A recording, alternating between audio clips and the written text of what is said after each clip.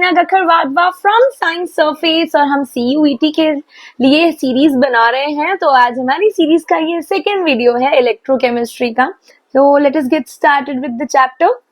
I'm going to cover 10 major questions from this portion electrochemistry जो बार बार पूछे जाते हैं एग्जाम्स में और ये प्रीवियस ईयर CUET के ही पेपर से लिए गए हैं। तो चलिए और टाइम न वेस्ट करते हुए इस वीडियो को करते हैं start. So the first question which is coming over here is, among the following statement related to ionic conductance, choose the correct statement. हमें यहाँ पे correct statement को बच्चे choose करना है, ठीक है। The first statement says that ionic conductance depends upon the nature of electrolyte. Ionic conductance किस पे डिपेंड करता है? Nature of the electrolyte. अब इलेक्ट्रोलाइट आपने KCl डाला है, NaCl डाला है या कौन सा इलेक्ट्रोलाइट डाला है, क्या वो आयोनाइज होगा या नहीं होगा सॉल्यूशन में जाके, ऑफ कोर्स इस पे आयनिक कंडक्टेंस डिपेंड करेगी। यानी कि ये वाला पॉइंट तो हमारा ठीक ही है। Second, ionic conductance is due to the movement of electrons, no movement of ions, क्योंकि हम आयोनिक कंडक्टेंस की बात कर रहे हैं, ऑफ कोर्स वो आयोन्स के मूवमेंट की वजह से होगा। Next, ionic conductance is also called as electronic conductance, no electronic conductance तो नहीं कहते हम इसको। Fourth, ionic conductance depends upon temperature. Yes, of course it depends upon temperature, क्योंकि temperature increase करेंगे तो ions इधर उधर तेजी से भागने लगेंगे, तो यानी कि it depends upon temperature.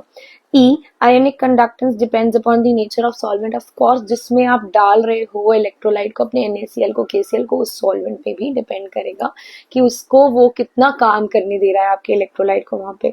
तो ऑफ कोर्स ए भी आपका करेक्ट है, ई भी आपका करेक्ट है और आपका डी भी करेक्ट है। सो ADE यानी कि fourth option is the correct option over here. So the next question which is coming over here is, the product formed at cathode and anode by electrolysis of NaCl. सबसे पहले what is electrolysis बच्चे? You need to understand this first. Electrolysis means breakage by using electricity. तो NaCl को हमने यहाँ पे break करा दिया, किसमें? NaCl को हमने ब्रेक करा दिया Na पॉजिटिव में टूटेगा ये एंड Cl नेगेटिव में टूटेगा, ठीक है। अब पॉजिटिव वाला कहाँ जाएगा? इलेक्ट्रोलिसिस के दौरान आपकी कैथोड नेगेटिव होती है और एनोड पॉजिटिव।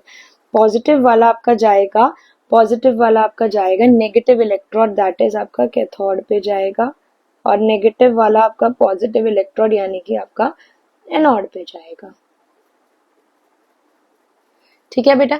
तो जैसे ही हमारा पॉजिटिव वाला कैथोड पे गया और नेगेटिव वाला हमारा एनोड पे गया, तो वहां पर हमारा क्या होगा? हमें कोई ना कोई प्रोडक्ट मिलेगा। अब देखो Na जो होता है ना, यहाँ पे हमारे पास NaCl का इलेक्ट्रोलिसिस है। NaCl का इलेक्ट्रोलिसिस, यहाँ पे हमारे पास NaCl के सॉल्यूशन का इलेक्ट्रोलिसिस है बेसिकली। तो यहाँ पे हमारे पास H2O भी रहेगा यहाँ पे।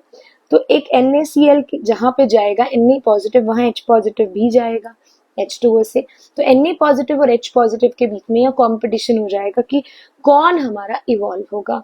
अब H पॉजिटिव इवॉल्व होगा जब भी ऐसा कंपटीशन होगा, क्योंकि Na पॉजिटिव के लिए इवॉल्व होना इज डिफिकल्ट, और H पॉजिटिव इवॉल्व बन के हमारे पास क्या बन जाएगा? यहाँ पे हाइड्रोजन गैस। कैथोड पे हमारा रिडक्शन हो जाएगा H पॉजिटिव का, it will form hydrogen gas, और Cl नेगेटिव से हमारा Cl2 फॉर्म होगा। तो this is the logic behind this question. तो हमारे पास H2 will be formed at cathode and Cl2 will be formed at anode. The option 3 is the right option. Option 3 हमारा correct रहेगा। How many electrons flow when a current of 5 amperes is passed through a metal for 193 seconds? हमने यहाँ पे current that is I हमारे पास है 5 amperes, और हमारे पास कितनी देर के लिए ये पास हो रहा है? For 193 seconds. तो यहाँ पे हमारे पास Q is equal to IT we have return. तो I हमारे पास यहाँ पे 5 हो गया, it is given in the question only. Q is equal to IT होता है, आप लोगों को पता है Q क्या? आपका चार्ज किस पर डिपेंड करेगा? कितना करंट पास किया कितने टाइम के लिए। सो हमारा IT हो गया, I हमारा 5 है और हमारा यहाँ पे टाइम था 193 सेकेंड, तो हमारे पास 965 कूलम्स चार्ज जो है पास हुआ। आप लोगों को पता है 1 फैराडे इक्वल होता है 1 मोल ऑफ इलेक्ट्रॉन के, 1 faraday charge is equal to 1 mole of electron, पर हमारे पास यहाँ चार्ज कूलम्स में है, फैराडे में नहीं है। तो हम पहले कूलम्स और फैराडे का रिलेशन देख लेते हैं। What is the relation between coulombs and faraday? आपके पास क्या होता है, देखिए we have 96500 coulombs is equal to 1 faraday, ठीक है। पर हमारे पास यहाँ तो 965 कूलम्स हैं, तो 965 कूलम्स आपके किसके इक्वल होंगे? अगर ये 1 फैराडे के इक्वल हैं तो 965 किसके इक्वल होंगे?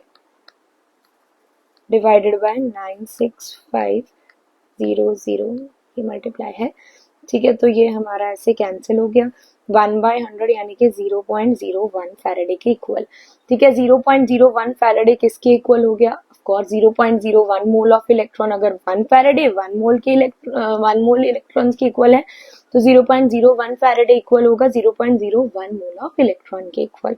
तो हमने इसको नंबर ऑफ इलेक्ट्रॉन, हमारे पास क्या होता है, number of electron in 1 mole is 6.02 into 10⁻23, तो हमारे पास 0.1 मोल में हो गया, हमने इंटू एवोगैड्रोस नंबर कर दिया, तो हमारे पास आंसर आ गया 6.02 इंटू 10⁻21, जो कि हमारा ऑप्शन बी है।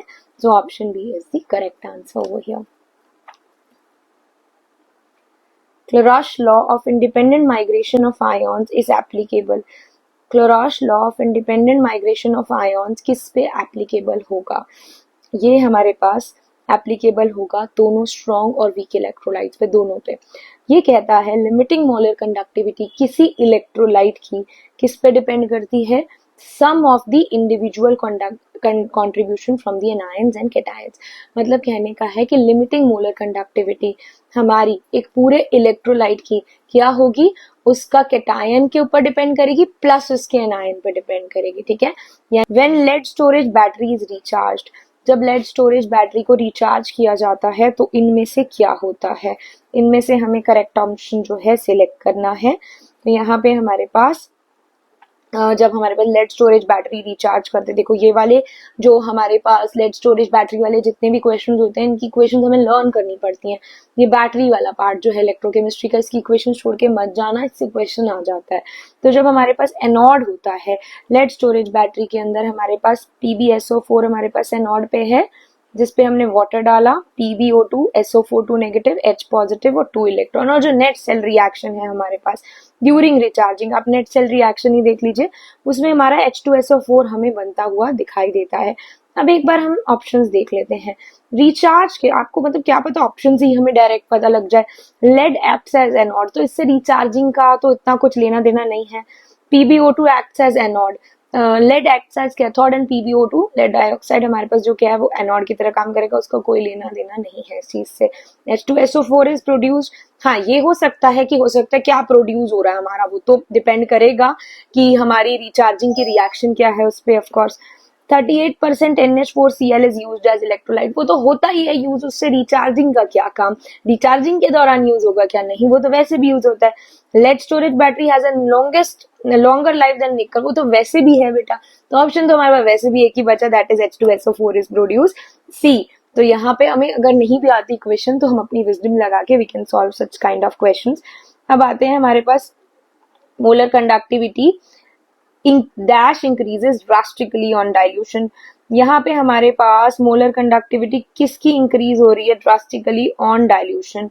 देखो हमारे पास जैसे ही हम डाइल्यूशन करते हैं तो हमारा जो वीक इलेक्ट्रोलाइट्स होते हैं ना, वीक इलेक्ट्रोलाइट्स मतलब वो जो वैसे तो कंप्लीटली डिसोसिएट नहीं होते, 99% तक ही डिसोसिएट होते हैं, पर डाइल्यूशन करने से हमारे पास क्या होता है, इनका डिग्री ऑफ डिसोसिएशन इंक्रीज हो जाता है, ये ज्यादा डिसोसिएट होंगे। तो here weak electrolyte is CH3COOH, इसकी मोलर कंडक्टिविटी क्या होगी हमारे पास ड्रास्टिकली इंक्रीज हो जाएगी ड्यू टू डाइल्यूशन। उसके बाद हमारे पास आ जाते हैं 7th क्वेश्चन पे। यहाँ पे हमें स्टैंडर्ड इलेक्ट्रोड पोटेंशियल गिवन है। Standard electrode potential is 1.14 volt calculate the Gibbs energy, यहाँ पे हमें Gibbs energy, Gibbs free energy निकालनी है। गिब्स फ्री एनर्जी का फॉर्मूला होता है -(NFE). एक और बात बता दूं आपको मैं यहाँ पे कि कोई रिएक्शन अगर स्पॉन्टेनियस है, अगर कोई रिएक्शन होना चाह रही है, तो इन दैट केस हमारा Gibbs free energy always negative होता है। Gibbs free energy should be always negative अगर कोई रिएक्शन फॉरवर्ड डायरेक्शन में जा रही है, यानी कि वो स्पॉन्टेनियस है। तो -(NFE) यहाँ पे हमने लगा दिया है और यहाँ पे हमने इक्वेशन लिखी। सबसे पहले एल्यूमिनियम से इक्वेशन हमारी एल्यूमिनियम से एल्यूमिनियम 3 पॉजिटिव बना, निकल 2 पॉजिटिव से निकल बना, दोनों को ऐड कर दिया। अब देखो एल्यूमिनियम से जब एल्यूमिनियम 3 पॉजिटिव बनेगा, एल्यूमिनियम से जब एल्यूमिनियम 3 पॉजिटिव बनेगा तो हमारे पास यहाँ पे कितने इलेक्ट्रॉन का लॉस होगा? 3 इलेक्ट्रॉन का। वहीं हमारे पास निकल की साइड जहां पे हमारे पास रिडक्शन हो रहा है, तो यहाँ पे हमारे पास 2 इलेक्ट्रॉन गेन होंगे। सबसे पहले हमें इलेक्ट्रॉन्स को बैलेंस करना है, तो यहाँ 3 है तो इस इक्वेशन को हम 2 से मल्टीप्लाई कर देंगे, और यहाँ पे हमारे पास 2 है, इस इक्वेशन को हम 3 से मल्टीप्लाई कर देंगे।